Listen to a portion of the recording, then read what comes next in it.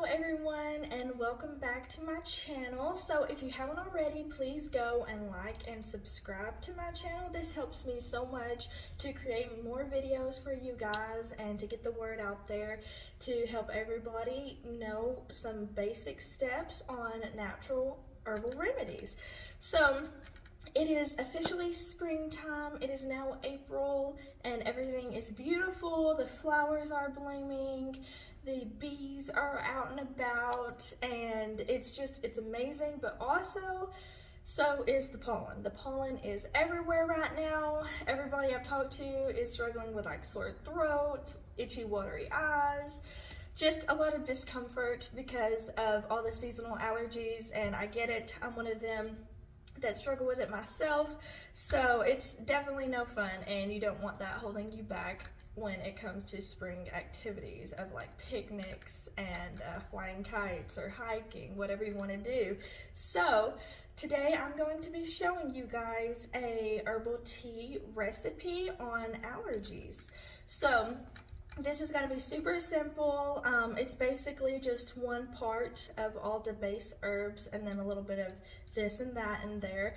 The actual written down recipe will be in the description, so definitely go screenshot that, share this with your friends and family. And you can just go to your local apothecaries to get this. You can come to me.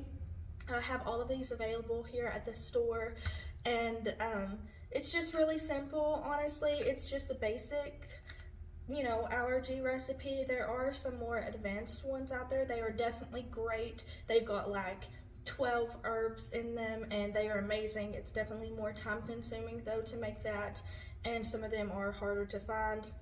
I tried to arrange the ones that are more easier to find in this recipe, but you can definitely substitute different things if you're allergic or anything, and some of them aren't completely necessary as others. So let's get started.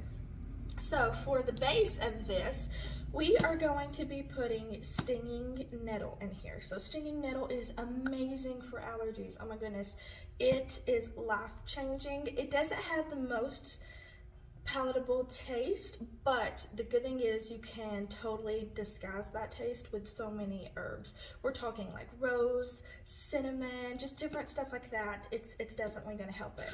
So to start out this recipe, we are going to do one part stinging nettle. This is definitely going to be the base of our tea because this is what we want for allergy season. So we're going to put a big heaping scoop in there, and okay, then we are going to be putting some peppermint in there. Peppermint is amazing for allergies as well.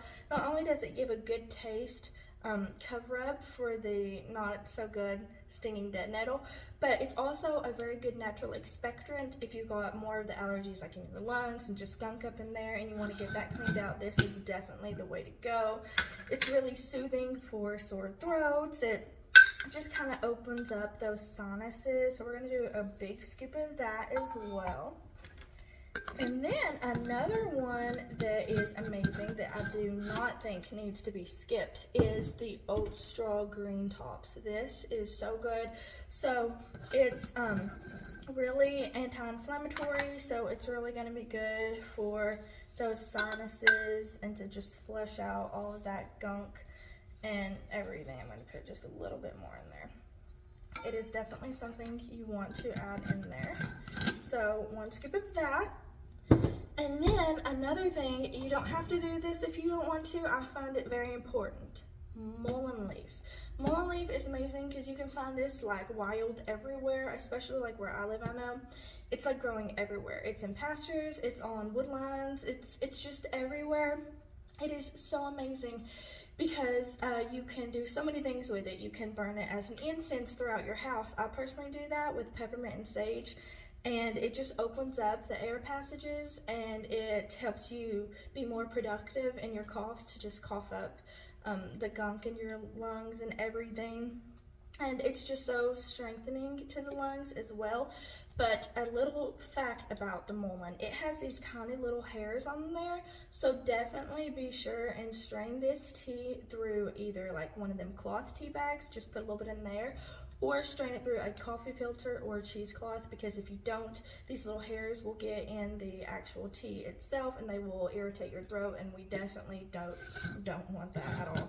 So I'm going to be putting a big heaping scoop of this in there because it is so good. This one is just really cut and sifted very fine. You can grind it up in your mortar and pestle if you get it somewhere wild and it's big leaves, or you can just kind of rip it up, put it in there. It doesn't really matter. So another thing I'm going to add in there is lemon balm. Lemon balm is also amazing for allergies. It's very calming. It helps with like stress and everything. It's also great to just add this in here to drink it before bedtime if you want to just kind of relax and kind of wake up having less allergies the next day. So this is something definitely good to put in there. I'm not going to put a whole entire scoop in there. I'm just going to put about half of a scoop. So it's not as important, and it's me myself, I don't really like the lemon taste, so I don't add as much in there. But so you add all of those in there, and we're going to just give it a good toss. And we're just gonna really combine all of them. It's got a beautiful green color. It kind of reminds you of like camo, honestly, if you can see the color of that. It's really pretty. And so I'm gonna add that all in there. Okay, and this is optional, but I absolutely love it. Orange peel. So a lot of you may already know this, but you cannot possibly obtain all the vitamins and minerals that you put in your body if you do not have enough vitamin C in your system. So that goes with like vitamin D, iron, all of that stuff. You can't obtain it in your body unless you have a high intake of vitamin C. So the orange, not only does it give a really wonderful taste to it and smells amazing, but it's really high in vitamin C, so I just love to throw it in there. You can throw like an orange slice in your tea after it's brewed. You can do like me and put the orange peel in there. It really doesn't matter, just as long as you're getting a little bit of that vitamin C in there. And it also makes the tea look so beautiful with that gold coloring added in there. And so basically, if you want to do a more simple version of this recipe, just go with a stinging nettle, peppermint, and like oatstraw if you want, or you can substitute anything, as long as you basically get the stinging nettle and peppermint for sure in there. I think the mullein is pretty important as well though if you have it in your lungs, but it's totally optional. Everybody's different. So we're just going to give this a good little mix. Okay. Another amazing thing, I know this sounds crazy and not all of you know about this, but bee pollen. Bee pollen is amazing to take in the springtime. I know it has totally saved me this year. I feel like I'm always having a sinus infection every single spring. Have not had one all year long already because I have been taking bee pollen. So what you want to do, you want to get a granule and you want to put it under your tongue, let it dissolve, swallow it with like a glass of water, and then just wait 24 hours, make sure you don't have any kind of reaction. It's more rare to be allergic to bee pollen, but it is in fact a thing. Some people are allergic. But what you do, you just put a couple granules in your mouth and then, you know, drink a glass of water and get that in your system. But me personally, I add just a little bit in my tea, just like half a scoop. If it's like a big tea, like blend like this, I just add about half a scoop and I mix it in there and it just dissolves right in your tea. And I think it kind of gives the feeling of you're drinking sunlight. It makes it kind of soft and subtly sweet and earthy, and it reminds me of literally drinking sunshine. I just love it. It gives a beautiful color in the tea blend as well, but it's totally optional. I'm not even going to add it in this blend, but it's definitely worth giving a try. It is life-changing. I love it. I love it, especially with the stinging nettle, because that is just, it's the best allergy tea you can possibly go for. So anyway, so we're just gonna give this a big stir, and then you just add it in a jar or a little bag or anything, and then you get about 2 teaspoons for just a mug of tea, and then just let that infuse for about 8 minutes. You're gonna want it kind of strong because you want to get all those benefits in there. So add it in there, let it steep for about 8 minutes. I would drink this honestly every single day or at least like twice a week if you have severe allergies, and you should definitely notice a difference pretty fast. One time I drank it and then I also had the bee pollen, and I noticed a difference in my sinuses just kind of opening up and clearing out within like an hour. Everybody's different, so that might not be the case for you, but even if you don't notice a huge difference right away, it is definitely making a difference in the long run.